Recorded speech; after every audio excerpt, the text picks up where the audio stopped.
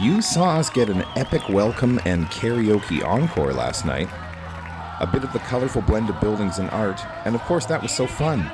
But it's time to get to a whole bunch of the huge selection of things to do and see in this state of Oaxaca, Mexico. I present to you the Oaxacan Weekend, a two-parter that will show jam-packed days of awesome experiences and culture. If you plan it out, you can definitely get in tons of experiences just like this, and I'm going to prove it.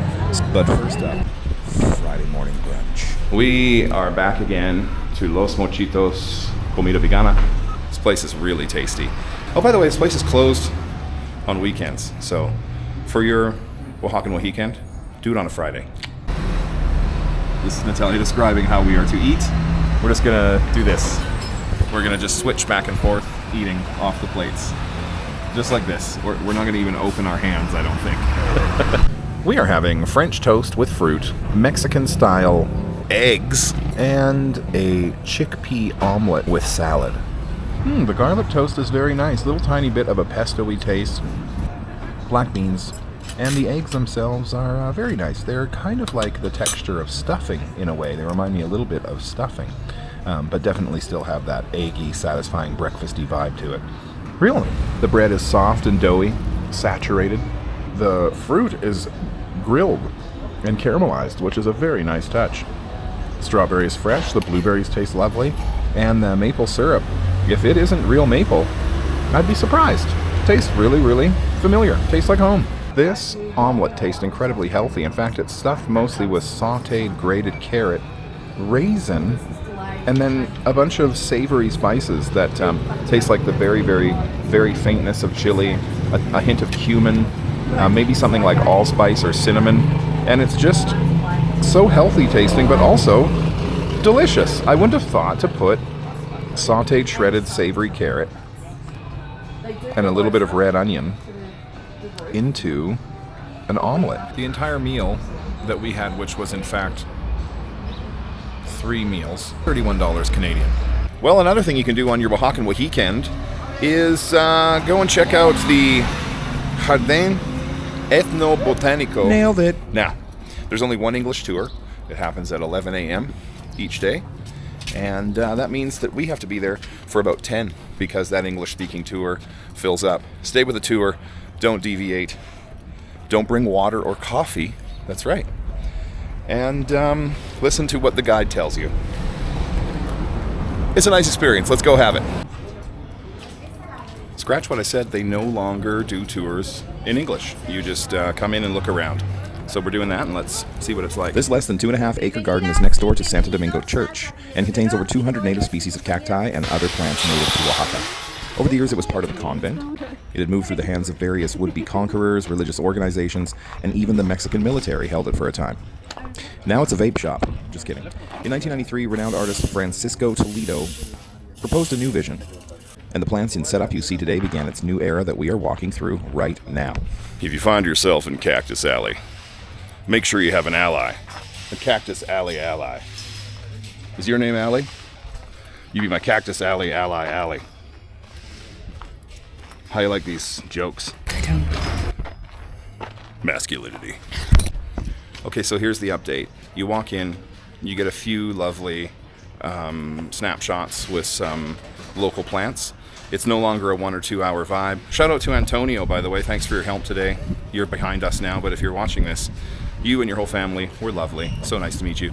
But some sort of the feeling in the air was maybe that there was some funding lost, or maybe they just don't offer the same depth of tour that they do previously. And it's still very nice though. So, and now it's free, so that's okay. So what in effect that does is it makes it a very quick thing. You can go at any time of the day. I was originally going to start this telling you like you got to be there at 10 to make sure you can get on the 11 o'clock English tour. There isn't one. They don't really tell you much about what's happening. So I would just Google lens the plants. There's agave, there's corn, beans, all sorts of things that are important and sort of like indigenous plants, and then of course just beautiful displays of cacti, rock gardens, and so on. So why not go there, take a couple pictures any time of the day you feel like it, and make sure you're early for whatever sort of block of time you want to get there, so that you can be sure to make it onto the 30-person maximum 30-person tour. On to the next thing. Let's go. In about the 400 block of Aldama Street, there are probably about 6 to 8 thrift stores. Generally speaking, thrift items here seem a little bit more expensive than home, but they're picked very carefully and they're generally in quite good condition. So you get stuff in rummage piles for about $4 or $5 an item. So this is in the 50 peso bin? I think it's a 30. 30. So this is $2.70. Okay, definitive update. It actually goes well over 2 blocks, tons of thrift stores. If you're a bigger person, you're gonna have more trouble. Here, most of the sizes are small. I, in my current state, am probably fairly large and have still found the odd item, so not unhappy. And there's also places that do have some specialty items in maternity, larger sizes and so on. There's just not a ton of selection. Are you happy with the thrifting? We got something cool. Let's show you real quick. Another thing you can do on your Oaxacan weekend is take a free walking tour. We're using Oaxaca Tours by Locals, about a 2-hour tour, starting at 4. Once there for the city tour, come here to the right side, please. We have also 16 indigenous groups. The main ones are 2, Zapotecs and Mixtecs. You know that from here looks really small, but in the inside is kind of big. Spaniards, they actually didn't want to kill us. They just wanted to evangelize us. Yeah. About that building in the corner, it's a theater. Its name is Teatro Macedonio Alcalá Theater. He was a famous Oaxacan musician. It was built in the 1903 and finished in the 1909. Porfirio Diaz really developed the country as any other president in Mexico history. He was in love of Europe. He wanted to replicate Europe in Mexico too. Porfirio Diaz was really important for Mexico development, but at the same time, he was really bad for Mexican culture because he wanted to turn Mexico in a first world country. But in his dream, indigenous and poor people weren't part of it. You know, so he was really decided to kill them all. He didn't care about indigenous people. Thanks to him, during his rule, almost all the Mayans in Yucatan were killed. There was another indigenous group in Sonora, the north of Mexico, called Los Yaquis. They were almost completely killed, all of them. And the same thing all around Mexico. The building that is right behind me used to be a convent. It's the San Pablo's convent, built by the same Catholic order, the Dominican order. This one is special because it was the first convent that they built when they arrived to Oaxaca. Its name was Porfirio Diaz Market. After the Mexican Revolution, it was renamed as Benito Juarez. He was another really important Mexican president, and as Porfirio Diaz, he was Oaxacan. But this whole area was full of a tree that it was called Huaje. So, in honor of this Huaje tree, they made a city that they called Oaxaca. And what about this cathedral? It was built 3 times due to several earthquakes in Oaxaca, but alebrijes are made of wood. The copal is an incense, really important for spiritual cleanings, for rituals and ceremonies. Probably you can think that if you go to any alebrijes gallery here in the city, because it is, alebrijes are everywhere, one over there, one over here, as you can see, another one here, another one over there. Oaxaca is full of alebrijes. Well, that was an excellent tour. Thanks very much to Luis for all of the awesome information. And now we have a couple more things to add to our Oaxacan weekend. The next day, Natalia rocking her amazing hat that we got in Cambodia? No, Vietnam? Vietnam. If I may quote her from earlier, I am my own patio umbrella. Isn't that what you said? Mm-hmm. There we go. Anyway, we're headed off to see the tree, the famous tree of Tule. You can get a bus or a collectivo from over by the baseball stadium. Hop one of those, make your 20 to 30 minute way over to Tule, and see this tree. Look at these aloe vera.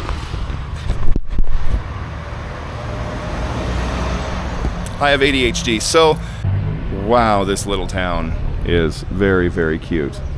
So cool. Unbeknownst to us, the tree that we came to see is right there. That tree. This is said to be the widest tree in the world. It was originally on the UNESCO Heritage Protection List, the tentative list, but in 2013 it was taken off. Let's take a look at the big ass tree. Arbol De Tule has a circumference of 42 meters, is the widest tree in the world. Beautiful town, let's take a walk around. We've seen the tree, it was right there, right where we got dropped off. Go to the Colectivo stop, and there will be a bus with the big letters Tule on the side of it or the front of it. Take one of those, and you'll get right here.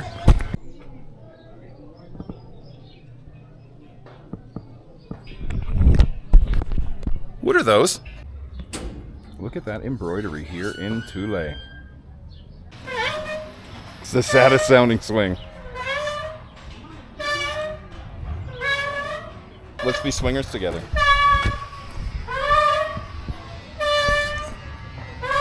Sweet. Let's go get an upside down pineapple. I think they sell them here.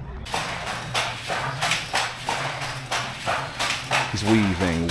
He's always never leaving. He's making the blankets for the tourists. Yes, he's weaving.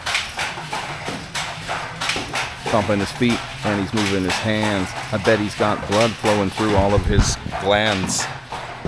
Food market of Tule.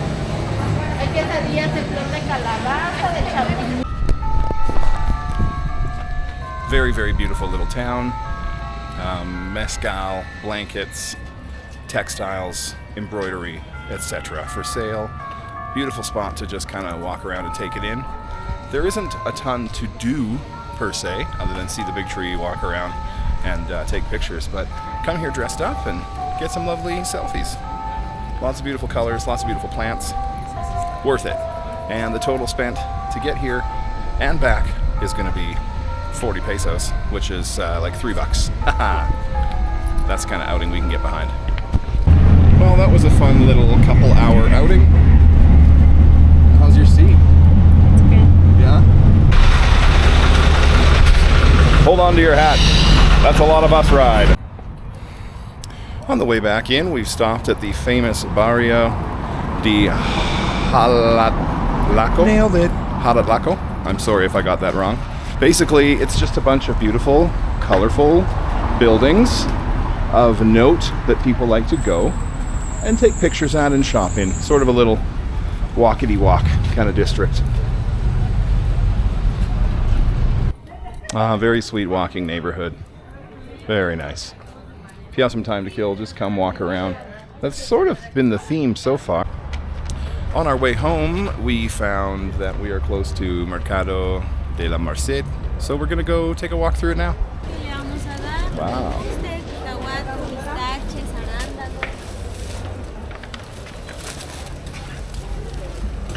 Lots of things looking really delicious. Cool. This market was cool, low-key, and stocked up with good choices, even though it was on the small side. Well, it's not huge, but a lot of the ingredients looked so fresh and nice, so maybe worth it to come get some spices or some pre-made mole paste. Very nice, very cute. Tenemos hambre. We are going to enjoy a nice lunch at a vegan restaurant called Veronitas Cocina. Thick, dense boy. It's called Viraditas. We've decided to go with a really good sounding special. That is coming with a soup of the day, a paella, a bread and sauce, a croquette, potatoes, and a dessert, a pancake de calabaca. I don't know what that is. And you get your choice of tea or infused water.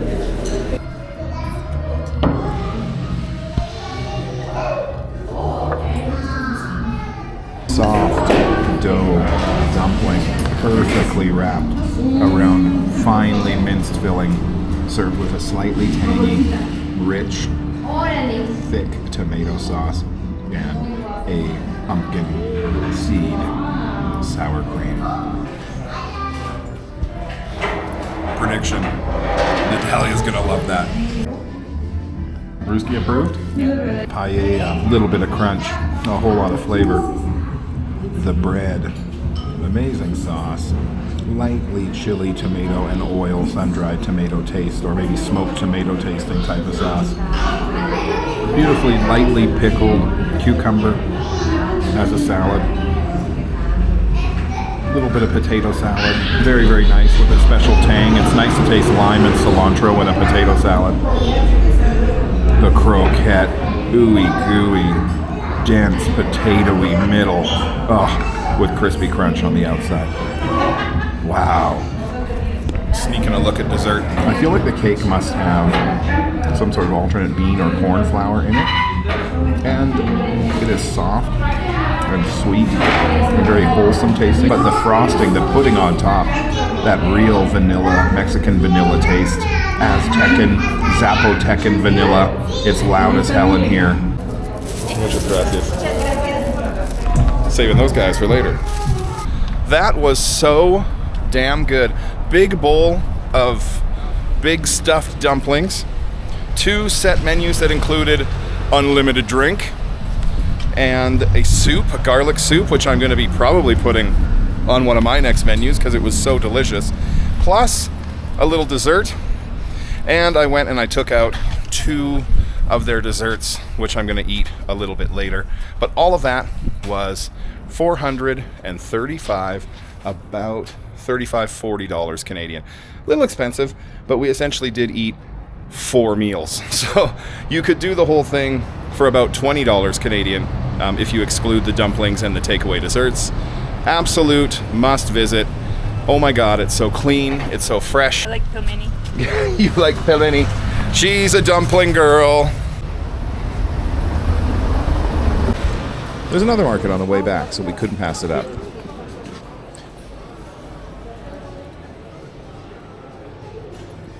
I don't know what it is, but this one here is so cool. The 3-piece. Wow. So this is pan solar de pan simple es vegano. Muchas gracias. Produce all looks really nice, really, really cheap. We got a zucchini, a large cucumber, 2 avocados, and a tomato for about $4. Of course, they had all the moles, but one of us found a different M word appealing, mezcal. Oh, that one is nice. That one's nice? You like them with the fruit better, the sweetness? Fruit is nice. Yeah. So I just tasted a tiny little remnant of that passion fruit mezcal, and it tastes kind of like the iron supplement Floridix. It's a really unique sort of astringent medicinal undertone to what is otherwise just like a standard kind of liqueur amount, but that is not low in alcohol at all.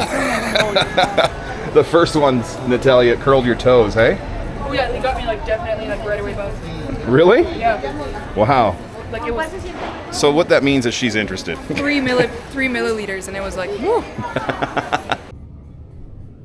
It's later, and I just started eating this. It's really good. This one's awesome. Last one's good. This one tastes kind of like pumpkin pie in a way, but through like a veneer of beautiful pudding-like filling, and there's a real crust on it too that's like pastry. Delicious. You think these past 2 days were loaded up? For the upcoming Sunday release of Part 2, we're going to see a huge historic market that's been in operation for over 1,000 years. We're going to make a giant sub, go see real Lucha Libre wrestling, visit ancient ruins, take a panoramic street walk with a hell of a view, and enjoy, mostly, a bunch more food. The Oaxacan Weekend is only going to get more interesting. For Vegan Everywhere, living it up in colorful Oaxaca De Juarez in Mexico, I'm David.